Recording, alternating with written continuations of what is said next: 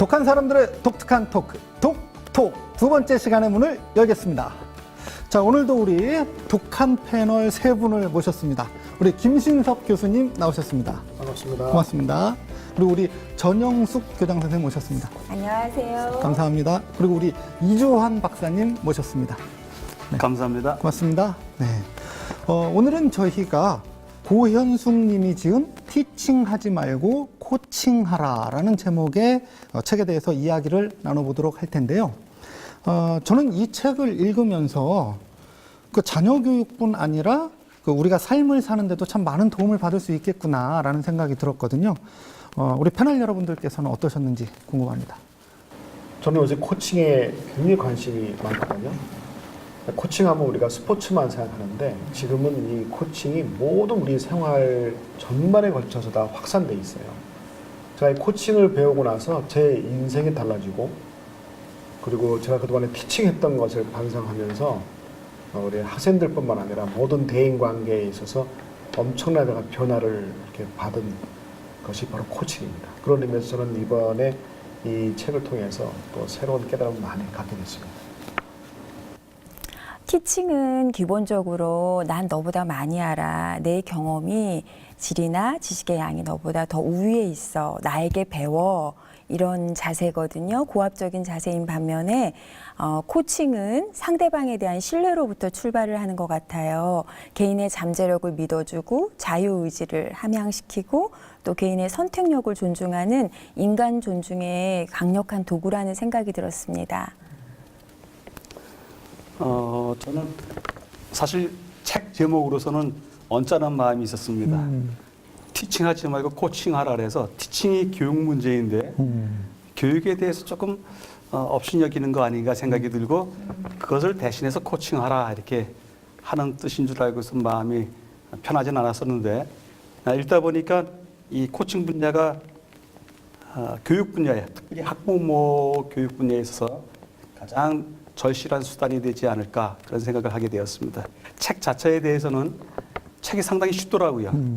하나의 주제에 한 3페이지 정도 이렇게 짧게 이야기 나가면서 몇십 주제를 다루다 보니까 마치 한날의 그 감상을 적은 수필처럼 짤막짤막하게 쉬 읽을 수 있고 또 쉬더라도 그 안에 전문적인 용어들을 몇 군데 이렇게 박아놨기 때문에 개념도 많이 잡게 된 아주 좋은 기회가 됐습니다.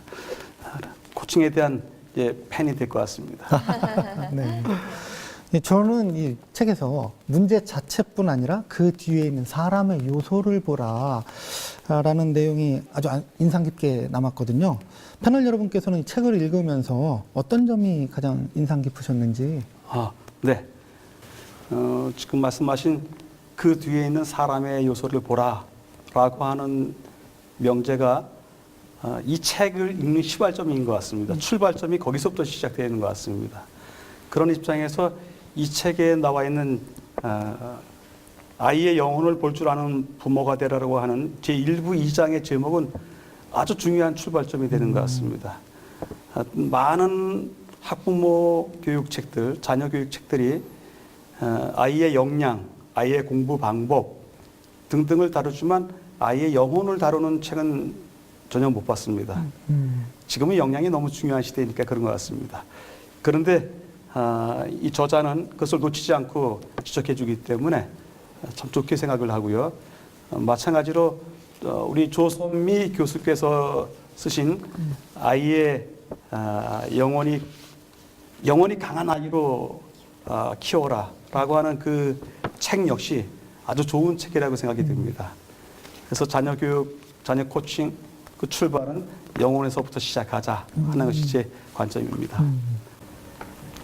네, 저는 이 책에서 이야기하고 있는 인간에게는 기본적으로 창의적이 있고 또 자원이 풍부한 존재로 보았습니다. 그래서 상담자로서 저는 이게 사고의 전환을 가져오는 계기가 되었는데요.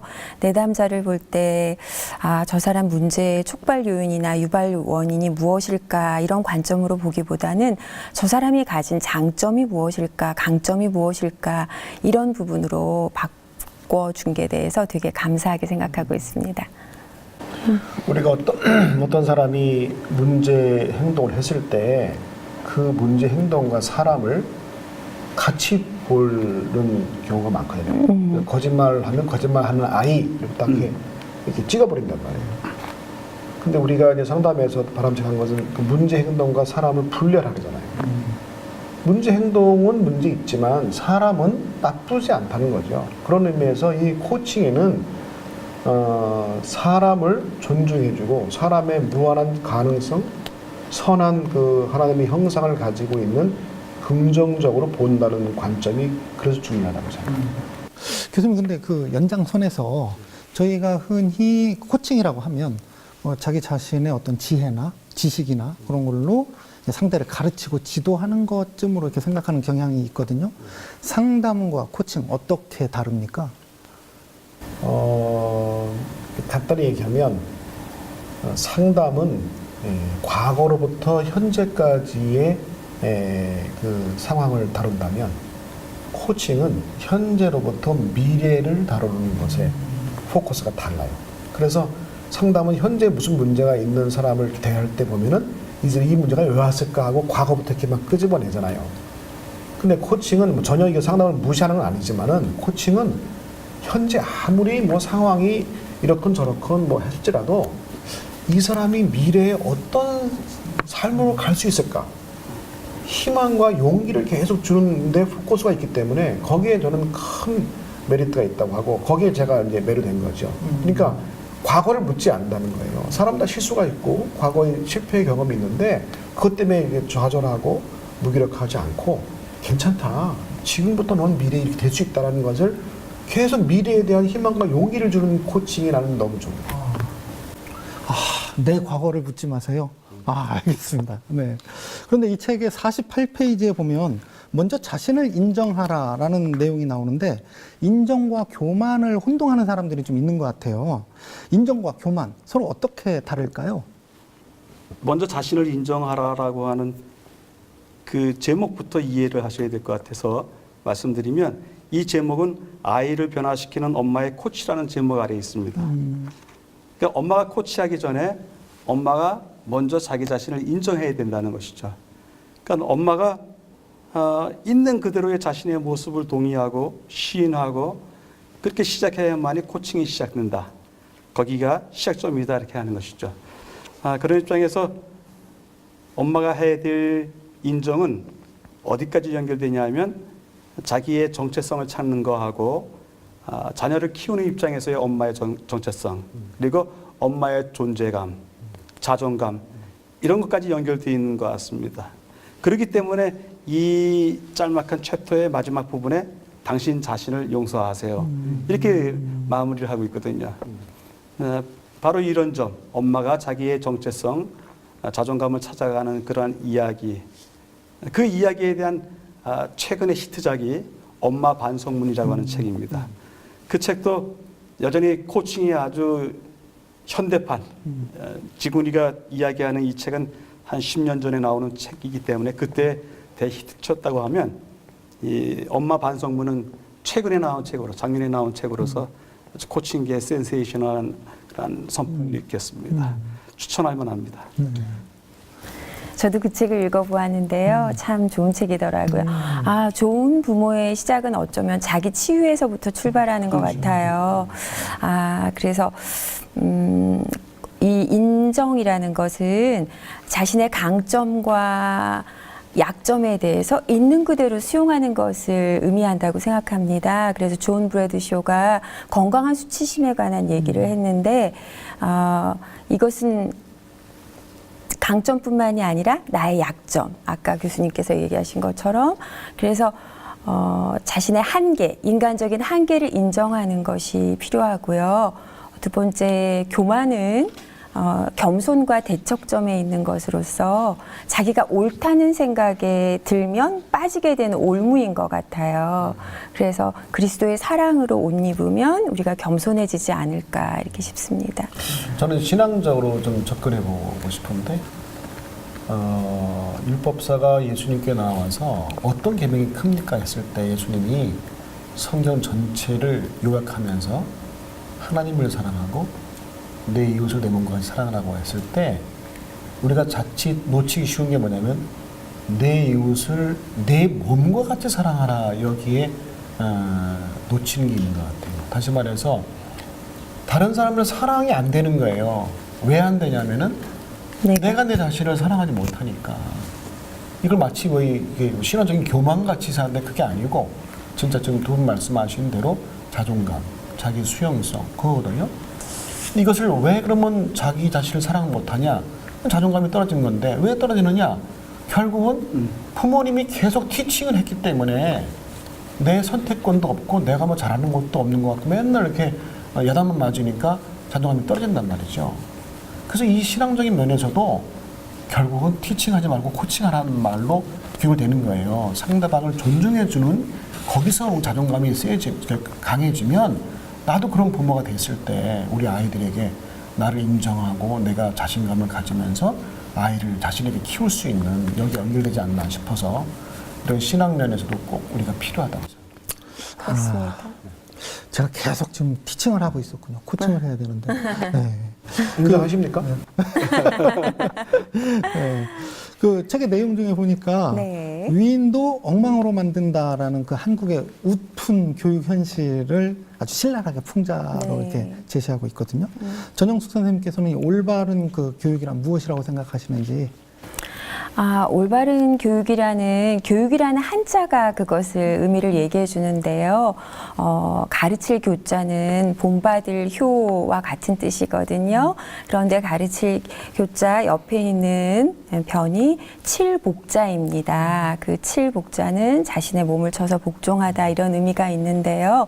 우리가 누구를 본받아야겠습니까? 우리의 품성의 모델이신 예수님을 본받는데 자신의 몸을 쳐서 복종하기까지 본받으라는 것이 가르칠 교자의 핵심적 의미고요.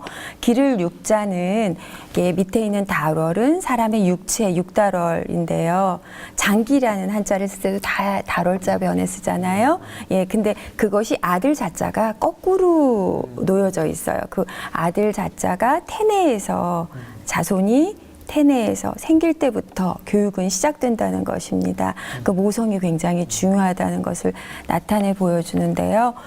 그렇게 태어난 아이를 하나님의 품성으로 기를 수 있는 것, 또 하나님을 개인적으로 알아가게 만드는 것이 올바른 교육이라고 생각하고요. 또 교육이라는 책에는 품성을 건설하는 두 가지 요체에 대해서 얘기하고 있는데 하나가 의지력과 자제력이거든요. 의지력은 요즘 최근에도 굉장히 그릿이라는 연구로 많이 대두되고 있는데 꼭 해야 될 일을 밀고 나갈 수 있는 투지, 끈기 이것을 의미하고요. 또 자제력은 하지 말아야 될 것을 멈출 수 있는 용기라고 합니다. 예, 그래서 이 품성이 조화롭게 건설될 수 있도록 부모가 생활 속에서 모델을 보여주는 것이 올바른 교육이라고 생각합니다. 이야, 저 교자에 그렇게 깊은 뜻이 있는지 몰랐네요. 네. 그 저자는 네. 이 책에서 불안감도 의존성에서 비롯된 것으로 보고 있습니다. 저자 이런 지적에 대해서 우리 패널들은 어떻게 동의하십니까? 당연하죠. 제가 집에서 강아지를 반려견으로서 한 15년 키웠습니다. 강아지에 대해서 늘 어떻게 더 잘해줄 수 있을까, 어떻게 키워야 되는가 책들을 보다 보니까 거기에 분리불안증이라는 용어가 있더라고요. 그래서 강아지의 분리불안증 해서 막 낑낑대고 뭘 긁고 하는 것은 주인하고 떨어질 때 나타나는 증상이더라고요.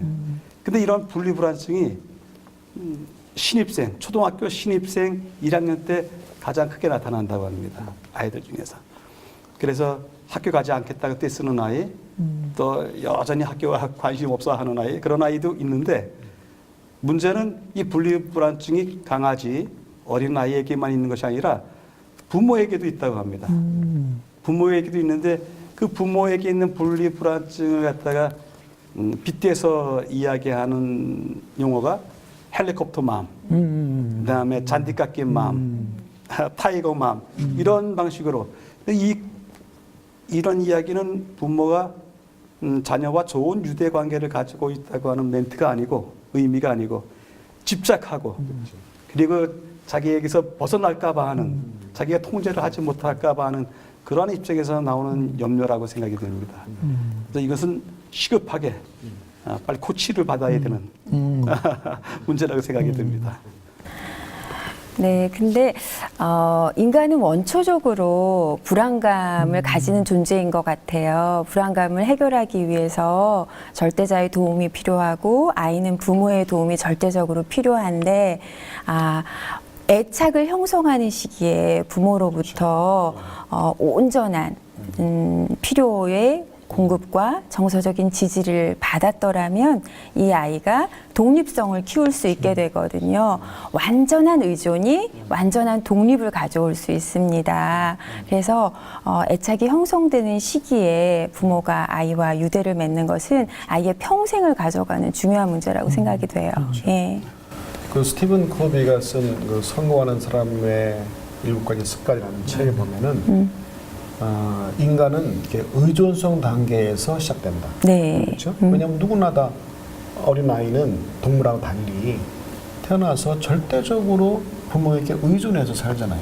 그래서 어디로 가냐면은 독립성으로 가는 거예요. 그렇죠. 그 독립성이 결국은 내가 스스로 선택하고 결정한 것을 책임질 수 있는 사람이 독립성이라고 할 때 거기까지가 이제 가는 건데 그 과정에서 지금 말씀하신 애착이 결핍이 된 거죠.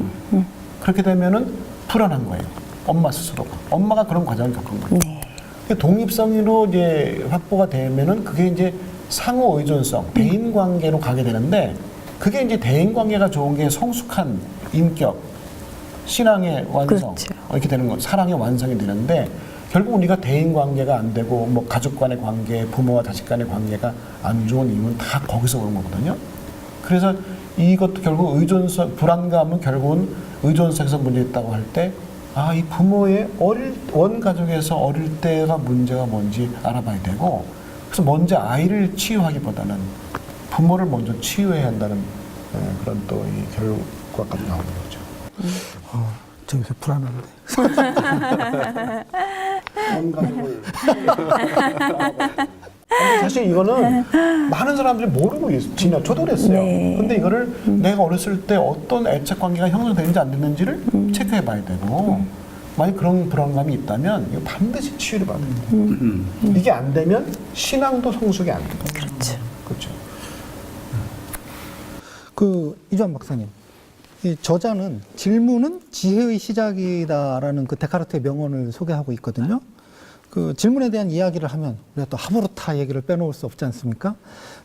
이 박사님께서 그 하브루타에 대해서 간략하게 좀 소개를 해주시고요. 그리고 질문이 우리에게 왜 중요한지, 그리고 질문에도 혹시 올바른 방법이 있는지 말씀을 좀 해주십시오. 우리 대한민국의 질문하는 공부에 대한 열풍이 번진 것이 한 4년 정도 되었습니다. 그리고 그 4년 됐는데 그 원형을 이스라엘에 있는 예시바 학교라는 데에서 찾았습니다. 그 학교는 하루 종일 토론하는 학교예요. 그래서 아카데미 하우스인데, 탈무드 아카데미인데, 첫 교시서부터 끝나는 교시까지 계속 친구하고 질문하고 답변하고, 이게 논쟁하면서 수업을 합니다. 1년 코스입니다. 그러니까 그 1년 코스 안에 유대인이 된다고 사실 그렇게 이야기합니다. 그만큼 중요한 공부가 이제 질문하는 공부인데, 그 질문하는 공부 하브루타의 원형은 그 원래의 의미는 한 쌍을 이루어서 토론하는 친구를 하브루타라고 합니다. 한 쌍입니다. 토론하는데 한 쌍으로 토론하는 것은 이 하브루타뿐이 없습니다.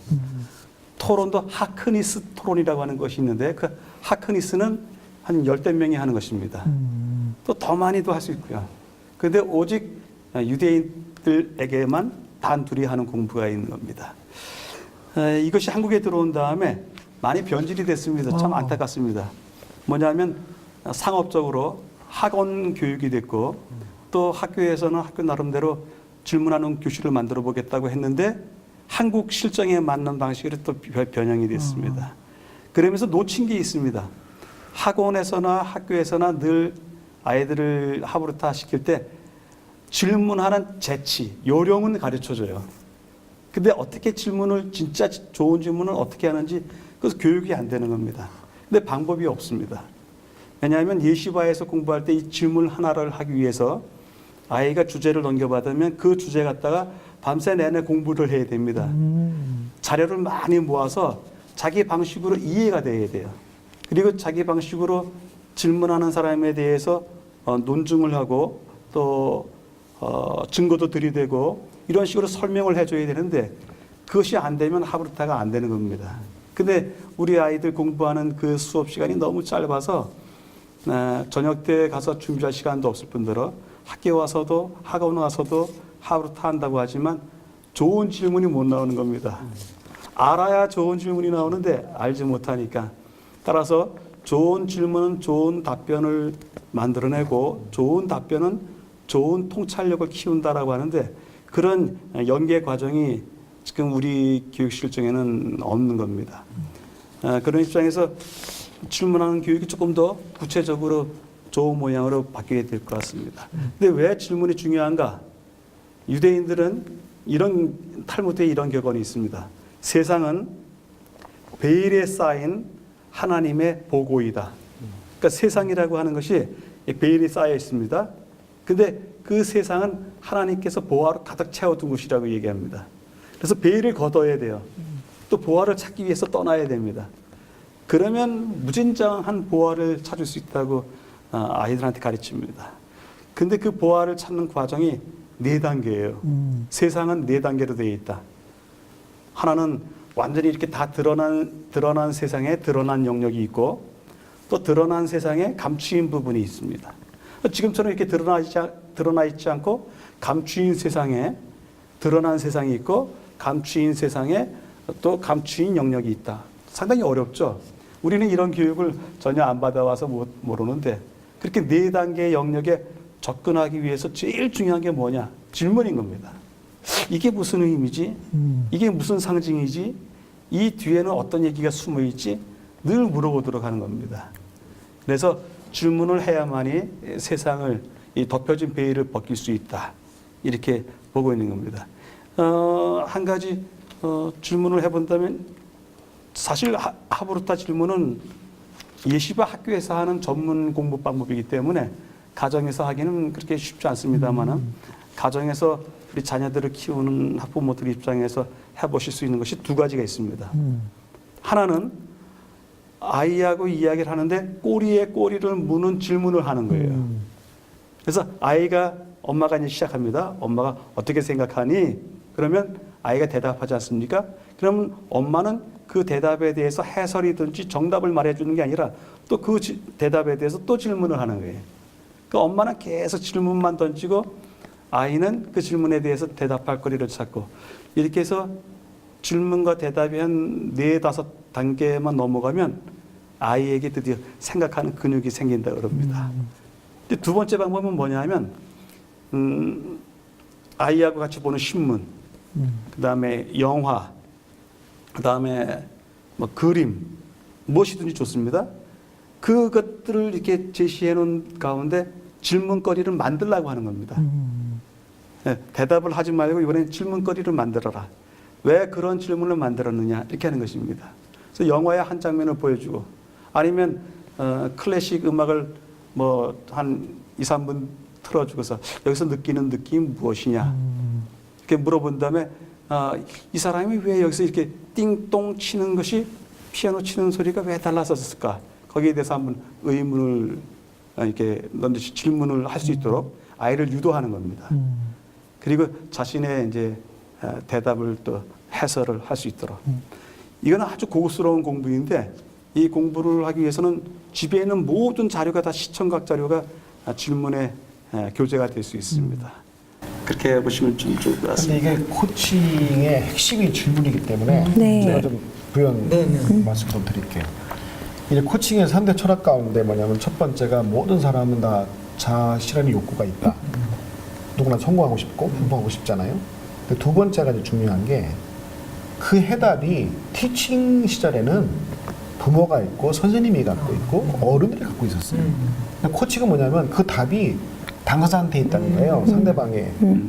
그러니까 아이들이 답을 갖고 있기 때문에 그럼 부모로서의 할 일은 뭐냐, 코치로서 할 일은 뭐냐면 가르치지 말고 질문을 해야 그 답이 나온다는 거예요.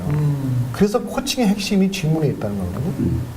그래서 이 질문은 굉장히 중요한 것이고 코칭의 핵심이라는 거예요. 그래서 저한테 질문, 좋은 질문 1000개가 있어요. 1000개. 그러니까요. 공유해 주시면 좋을 것 같아요. 원하시는 분을 내가 드릴게요. 네. 1000개의 질문을 보면은 네. 어떤 거는 이런 것도 코칭에 들어갈 할 정도로. 그러나 문제는 뭐냐면 안 해봐서 그래요. 아주 단순하지만 질문을 계속 할 수 있는 그런 자료들이 많이 갖고 있으면 코칭하는 게 훨씬 더 쉽죠. 교수님이 얘기하시니까 저희 남편이 얘기했던 한 가지 사례가 생각이 나는데요.